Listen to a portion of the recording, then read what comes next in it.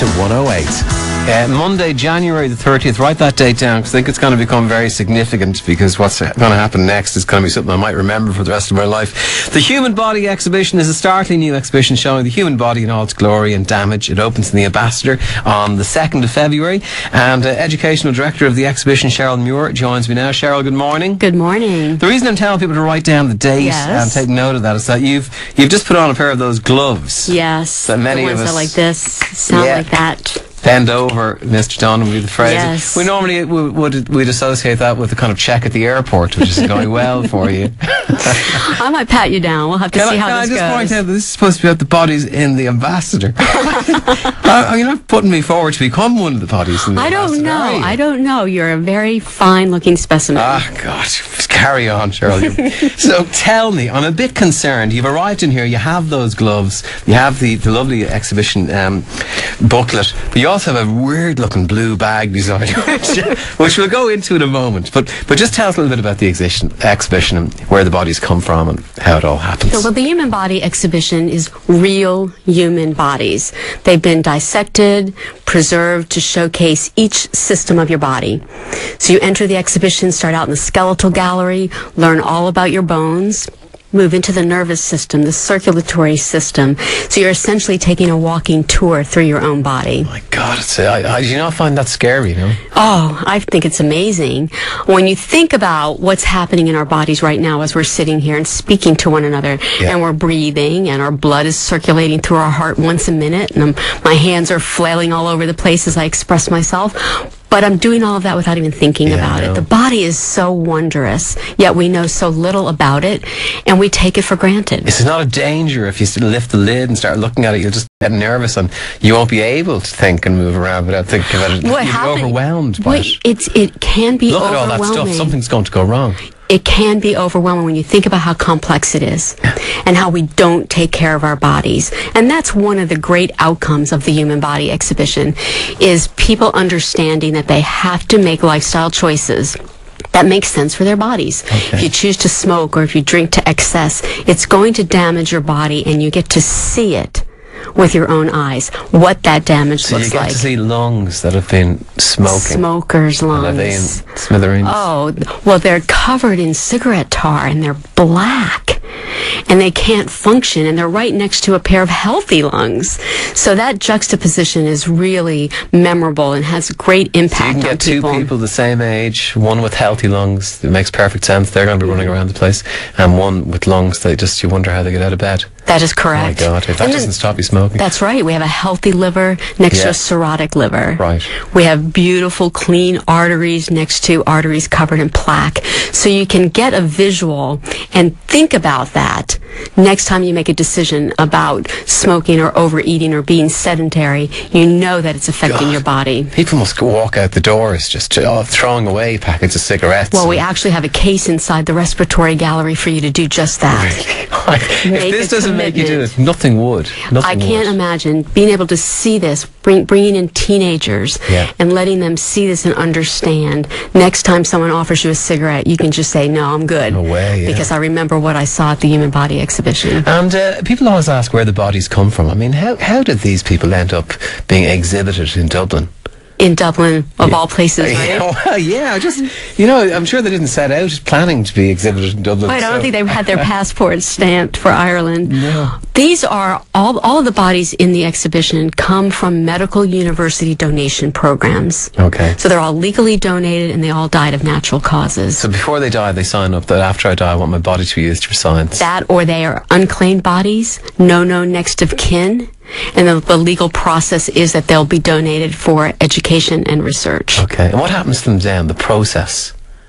The actual dissection. The plastination process is fascinating, because all of the fluids are removed from the body, and they're replaced with silicone, with rubber. Okay. And that permeates down to a cellular level in the body, and it hardens. Okay. So these specimens remain like this indefinitely. Right. And as we look through this man here on the front, what do? You kind of strip back the flesh. I mean, I can see his bones. I can see the musculature hanging to it, his facial expressions.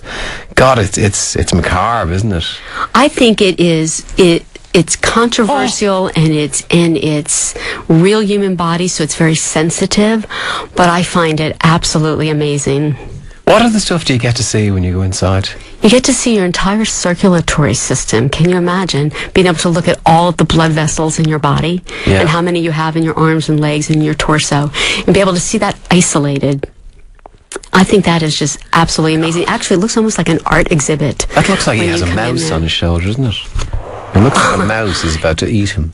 They're just, if you can see that on newstalk.ie, that's just a bunch of muscles, is it? Right, pulled apart, flayed out so that you can look underneath it and understand how the architecture of the muscle is there so that your muscles can move. Your muscles have to contract, and that contraction has to take place somewhere, and it's with the ligaments, and you can see that with your own eyes. As you're looking at the miracle of it really does strike you, doesn't it? Absolutely. That's a great way to put it. It's just wondrous. It's very complicated on just how that manages to get off the ground at all. And then there are people in various poses as well. There's a man throwing a discus, and even that, to see how your muscles all lend themselves to the shape required. Absolutely. Isn't it?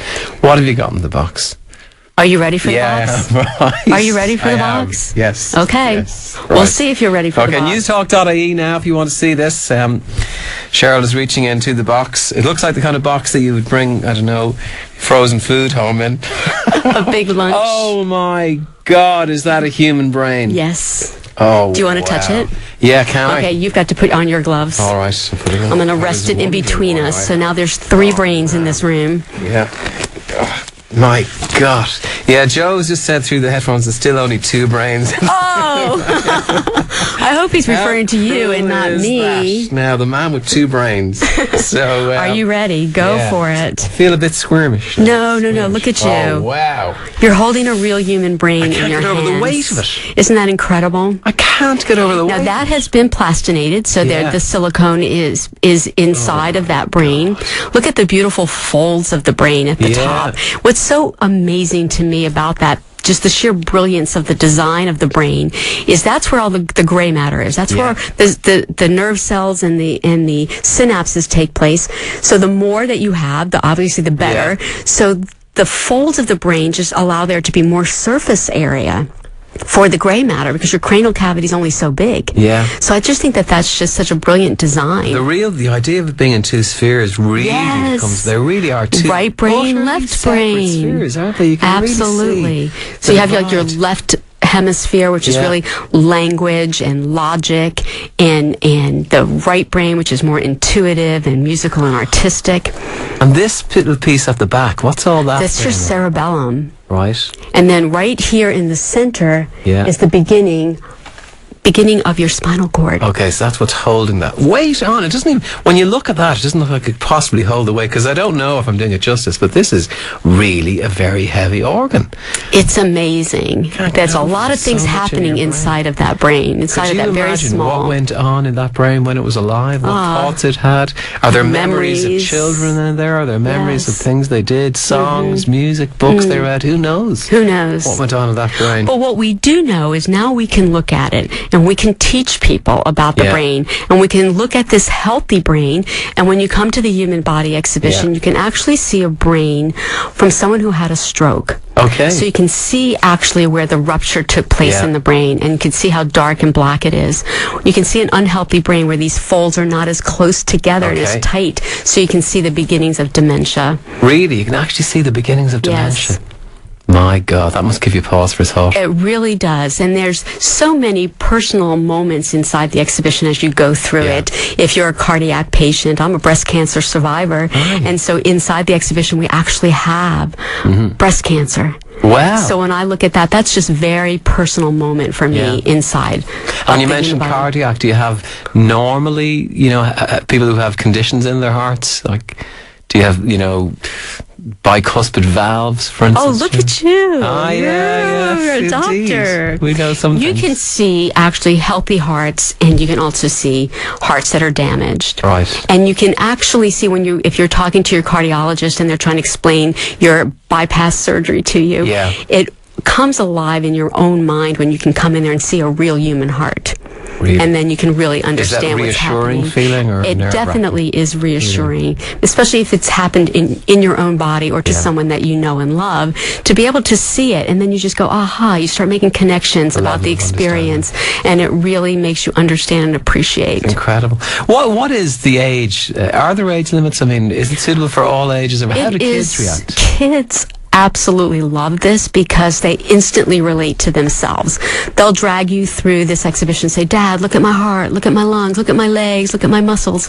That's what happens when they go into the show. They bring a real pure interest in their own body when they come. So it is very appropriate. Come with an adult or a teacher that can answer questions and explain what they're looking at. When you go in, is there someone to explain when you get there, or? There are docents inside each of the galleries of the exhibition that can answer questions for you. It's a self-guided experience. Okay.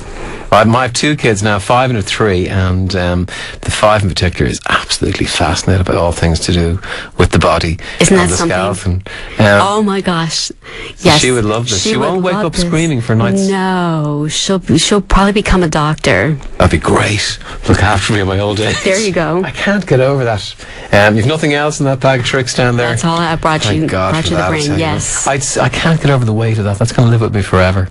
Well, I'm glad that you had that experience, because this is such a unique opportunity for people to see things that have been part of the medical community for generations, but now we all get to see and learn from it. How many people have held a human brain in their hands? Oh, I think very few. On live radio? On live radio, even fewer. Fewer still. Right. Thank you very much for that. So it opens on Thursday. It's hugely popular, isn't it? Extremely popular. Get your tickets early. Yeah, book in. Book it. Get your field trips. Teachers, organize your classes to come in. It'll be something that they will remember for a very long time. And how long is it going to be there for? It's a limited engagement, so come now. All right, very good. Cheryl, thanks very much for that. Thank That's you. an experience. I'll be going home now to tell a few tales when I get in the door. They probably won't believe me when I tell them these things. So thanks very much for joining us. Thank you.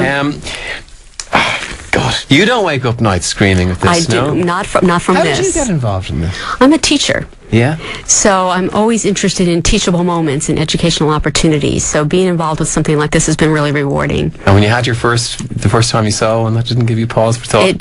It gave me pause for thought, but in an intriguing way. Right, because I'm still nervous to see how I'm going to react. I wasn't able to go the last time, but they really are just fascinating. And, you know, the human expressions, the facial features are still there to be seen. And the idea, at one point, they were running around to their own little cars and worries. And yes. They're standing there on the Ambassador.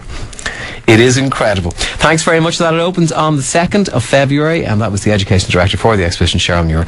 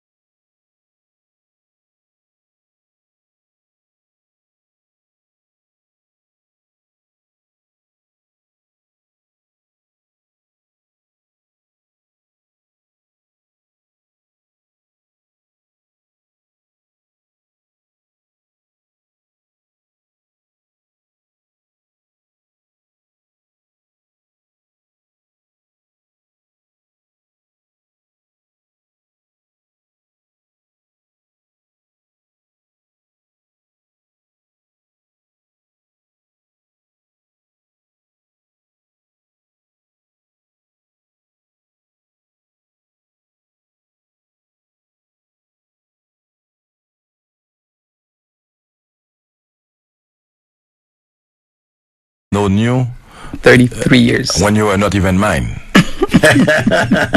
Now, you must have. I mean, you were living in Miami. This man had a successful singing career and everything. And then he says to you, Sophia, look, I want to go back to Haiti and I want to go into politics. Like, as a wife and a mother, you must have thrown a fit. Not at all. On the contrary. Really? On the contrary. I was all up for it. I have to tell you that for the past 18 years, we've been doing a lot of social work. And we felt the pain and the misery of the Haitian people. And to me, it was an opportunity for us to do what we've been doing and what we've enjoyed doing, which is helping out the Haitian in need. And by him being the president and me being the first lady, it has opened more doors to help us, I would say, help more people in need.